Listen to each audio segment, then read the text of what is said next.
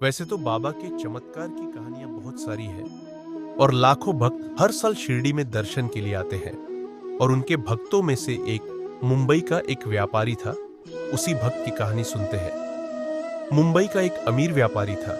उसके बेटे की तबीयत खराब थी। डॉक्टर की दवाइयों कोई असर नहीं हो रहा था। उसने बाबा के चमत्कारों के बारे में सुना तो वह मुंबई से अपने परिवार के साथ शिरडी आए।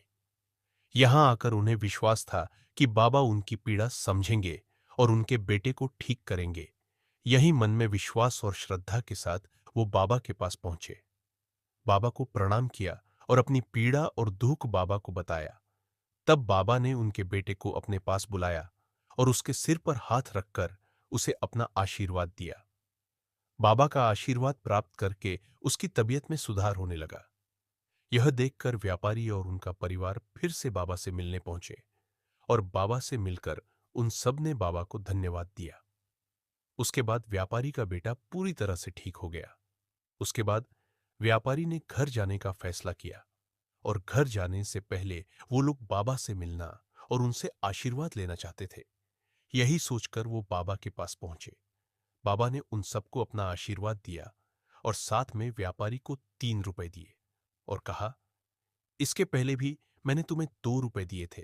इनको अपने पूजा घर में रख लेना और सदैव भगवान का ध्यान करना और अच्छे कर्म करना।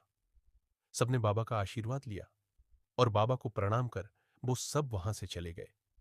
लेकिन व्यापारी पूरे रास्ते यही सोचता रहा कि मैं बाबा से पहली बार मिलने गया था, तो बाबा ने मुझे 2 रुपए कब दिए। उसके मन में यही सवाल चलता रहा और वो सब घर पहुंच गए। घर पहुंचकर व्यापारी ने अपनी मां को सारी बातें बताई। तब मां ने कहा कि जब तुम बहुत छोटे थे तो एक बार बहुत ज्यादा बीमार हो गए थे। तब तुम्हारे पिताजी तुम्हें शिरडी में साईं बाबा के पास ले गए थे और बाबा के आशीर्वाद से तुम बिल्कुल ठीक हो गए थे और बाबा ने तुम्हें 2 रुपए दिए थे। अपनी मां के मुंह से यह सब बातें सुनकर व्यापारी का बाबा पर विश्वास और ज्यादा बढ़ गया और वो समझ गया कि भगवान और भक्त का रिश्ता बहुत मजबूत होता है। भक्त भगवान को भूल सकता है पर भगवान कभी अपने भक्तों का साथ नहीं छोड़ते।